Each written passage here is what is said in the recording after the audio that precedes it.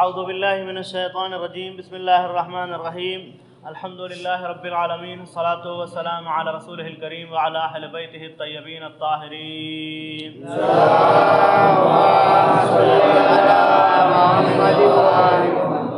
پچھلی گفتگو میں ہم نے شہزادی کے ان کلمات کو کہ جو شہزادی نے دربار میں کہے تھے کہ اللہ نے احکامات کیوں جاری کیے ہمارے اوپر، کیوں لاگو کیے احکامات، شراب کو کیوں حرام قرار دیا، اور کم ناپنا کم تولنا کیوں برا ہے، کیوں اللہ نے اس سے منع کیا، یہ تمام تر باتیں ہوئی تھی. آخری بات تھی کہ اللہ نے شراب کو کیوں منع کیا، اور پھر پیغمبر اکرم کی حدیث کہ وہ لوگ کہ جن کے اوپر لعنت کی گئی ہے شراب کے سلسلے میں، جو بھی شراب کو بنائے یا بیچے یا خریدے، اٹھائے لے جائے، کچھ بھی کرے، ہر طرح سے اس کے اوپر خدا کی لعنت ہے. اس کے بعد پھر شہزادی نے اپنی گفتگو آگے بڑھائی اور فرمایا واجتناب القذف حجابا عن اللعنہ. اللہ نے بہتان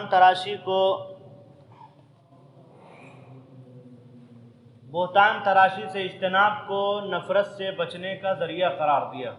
فرمایا کہ تم ایک دوسرے کے اوپر بہتان مت لگاؤ، ایک دوسرے کے اوپر تہمتیں مت لگاؤ، اس لیے کہ تہمت لگانے سے ایک دوسرے کے درمیان میں نفرت بڑھ جاتی ہے. شہزادی نے فرمایا کہ اللہ نے بہتان تراشی سے اس لیے منع کیا تاکہ تمہارے درمیان میں نفرتیں نہ پیدا ہونے پائیں.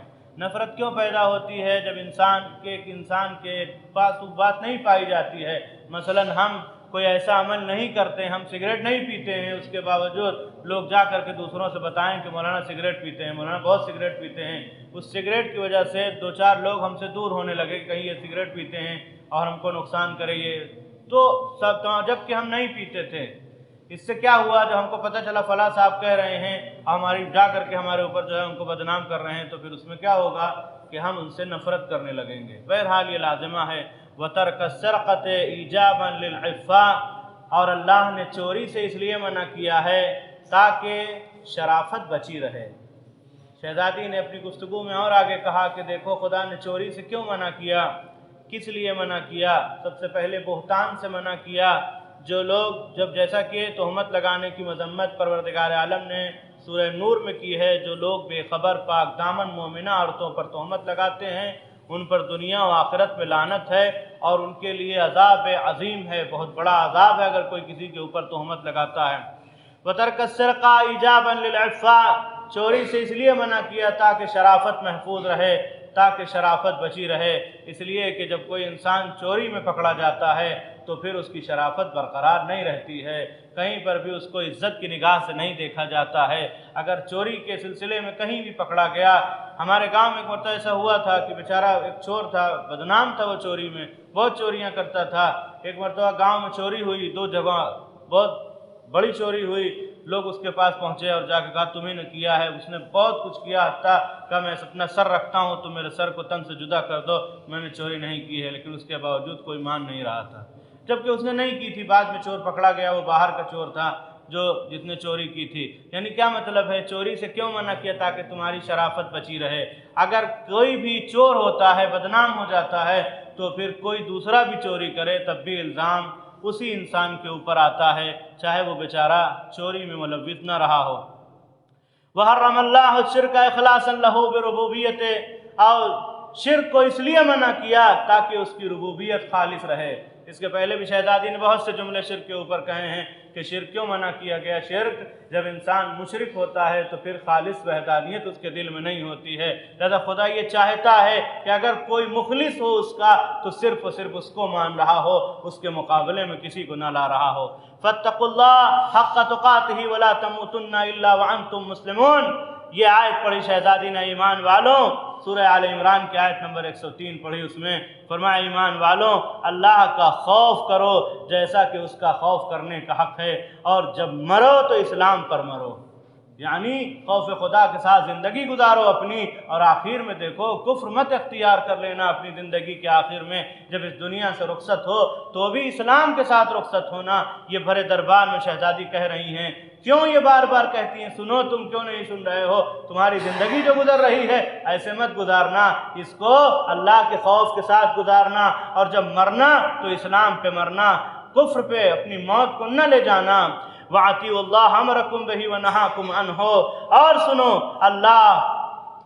اللہ کے اوامر و نواہی میں اس کی اطاعت کرو۔ لوگوں کس سے کہہ رہی ہیں؟ مسلمانوں سے، وہ مسلمان کہ جو ابھی سب کے سب رسول کی زیارت کرتے تھے، ابھی چند دنوں پہلے پیغمبر ان کے ساتھ تھے، اصحاب پیغمبر ہیں، کوئی دور کے نہیں ہیں، رسول کی معرفت رکھنے والے لوگ ہیں، ان سے کہہ رہی ہیں کہ اللہ کے اوامر اور نواہی پر عمل کیا کرو۔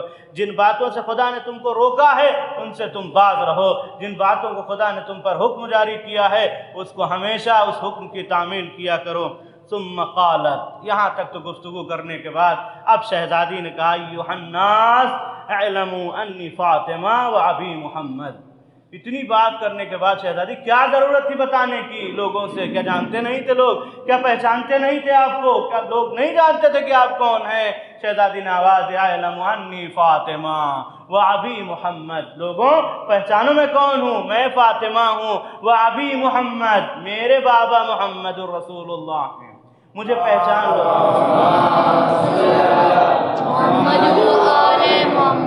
یہ صرف اس لیے نہیں کہہ رہی تھی، صرف یہ جوڑنا تھا، سنو میں فاطمہ کون سی فاطمہ ہوں، میں کون ہوں، تمہیں نہیں پتہ ہے پیغمبر نے کیا کہا ہے؟ میری مرضی سے خدا راضی ہوتا ہے، میں اگر راضی ہوں تو خدا راضی ہوتا ہے۔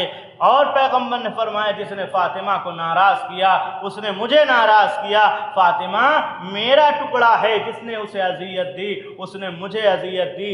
یہ فاطمہ بار بار کیوں کرے اعلموا انی فاطمہ؟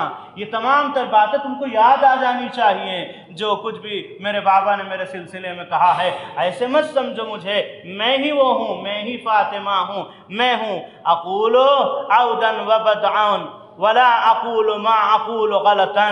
پھر اس کے بعد ان سے کہہ رہی، بتائیے شہزادی ان سے یہ کہیں، وہ شہزادی جو ابھی کچھ دن پہلے مباہلے میں گئی تھی، وہ شہزادی اب ان سے کہیں کہ سنو میرا حرف اول میرا حرف آخر ہے، میری بات غلط نہیں ہوتی ہے، میں غلط نہیں بولتی ہوں، جو میں پہلے کہوں گی وہی بعد میں کہوں گی، جو گفتگو میری سنو گے میری گفتگو ہمیشہ ایک ہوگی، میں کبھی غلط نہیں بولتی۔ امام حاکم نے مستدرک میں حضرت عائشہ سے روایت نقل کی ہے، کہتی ہیں کہ روئے زمین پر سب سے سچی عورت اگر کوئی ہے فاطمہ ہے، سب سے سچی عورت کوئی ہے تو فاطمہ ہے۔ آپ سوچئے وہ بی بی کہہ رہی دیکھو میں غلط نہیں کہتی ہوں، میں جو کچھ بھی اول میں کہتی ہوں وہی آخر میں کہتی ہوں، وَلَعَفَلُ مَعَفَلُ شَتَتًا، اور میرے عمل میں کوئی لغزش نہیں ہے، میں ہمیشہ بہترین عمل کیا کرتی ہوں، میرا عمل حق سے دور نہیں ہوتا ہے، میں جو بھی فعل انجام دیتی ہوں وہی حق ہوا کرتا ہے۔ سنو لوگوں میں کون ہوں، میں فاطمہ ہوں، میں غلط نہیں بولتی، میرا میں جو بھی بولتی ہوں، میرے جو بھی افعال ہیں، میرے جو بھی کام ہیں وہ حق پر مبنی ہوتے ہیں، غیر حق کی طرف نہیں جاتی ہوں۔ لَقَدْ جَاءَكُمْ رَسُولٌ مِّنْ أَنفُسِكُمْ، بالتحقیق تمہارے پاس جو رسول آیا تھا وہ تم میں سے تھا، تم تھے نا، تم عرب ہو، تمہارے درمیان میں میرے بابا مبعوث کیے گئے تھے، میرے بابا تمہارے درمیان میں آئے تھے نا، میرے بابا تم میں سے تھے۔ عزیزاً علیہ ما عنتم، وہ تمہاری پریشانی کو کبھی دیکھ نہیں سکتے تھے، جب تم پریشان ہوتے تھے تو میرے بابا تڑپ جاتے تھے۔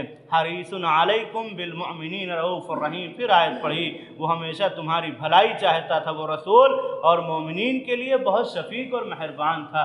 میرے بابا تمہارے اوپر کتنا مہربان تھے۔ اس آیت مبارکہ کیوں پڑھا شہزادی نے؟ لوگوں کے درمیان میں کیوں کہا میرے بابا کیوں مبعوث؟ تمہارے درمیان میں مبعوث ہوئے تھے، میرے بابا تمہارے درمیان میں رسول بن کے آئے تھے، میرے بابا تم میں سے تھے نا، اور مومنین کے اوپر بڑے شفیق تھے میرے بابا، بڑے مہربان رہا کرتے تھے۔ کیوں کہہ رہی تھی؟ اس لیے کہہ رہی تھی کہ کوئی یہ لوگوں کو بتانا چاہ رہی تھی کہ میں رسول کی بیٹی ہوں، میں رسول کی بیٹی ہوں۔ بتاؤ جب تم کو تھوڑی سی تکلیف ہوتی تھی تو میرے بابا برداشت نہیں کر پاتے تھے، اور فاطمہ مصیبت میں گھری ہو تم کو کیسے برداشت ہو رہا ہے؟ میرے بابا تمہاری پریشانیوں سے اتنا پریشان ہو جاتے تھے، تمہاری مشکلات ان سے برداشت نہیں ہو پاتی تھی، اس کے باوجود میں ان کی بیٹی ہوں، میرا کوئی ہمدرد نظر نہیں آ رہا ہے۔ میرے بابا تمہارے لیے پریشان ہوتے تھے اور تم ہو کہ ہم پریشان ہیں اور ہماری ہمدردی نہیں کر رہے ہو۔ یہ بار بار کیوں بتا رہی ہیں مسلمانوں کو؟ مسلمانوں سنو، میں رسول کی بیٹی ہوں۔ فَإِن تَعَزُّوهُ وَتَفْرِحُوهُ تَجِدُوهُ أَبِي دُونَ نِسَائِكُمْ۔ اس کے بعد پھر فرمایا شہزادی نے، سنو، رسول کی بات کر رہے ہو، کون رسول ہے؟ اگر تم رسول کو نسب کے حوالے سے پہچانتے ہو تو میرے باپ ہیں، تمہاری عورتوں کے باپ نہیں ہیں، صرف میرے باپ ہیں۔ اگر تم نسب کے حوالے سے پہچاننا چاہتے ہو پیغمبر کو تو سنو رسول کون ہیں، تمہاری تمام عورتوں میں صرف میرے باپ ہیں۔ اسے ایک مسئلہ اور واضح ہو جاتا ہے، جو لوگ کہتے ہیں رسول کی 4 بیٹیاں تھیں، اگر 4 ہوتی شہزادی تذکرہ ضرور کرتی، صرف یہ کہنا تمہاری عورتوں میں کسی کے باپ نہیں ہیں، صرف میرے باپ ہیں۔ نسب کے ذریعے سے پہچاننا چاہتے ہو میرے بابا کو، سنو مجھے پہچاننا چاہتے ہو، میں کون ہوں؟ میں فاطمہ، میرے بابا رسول ہیں۔ تم میں کوئی ایسی عورت نہیں کہ جس کے باپ رسول ہوں، میرے بابا ہیں۔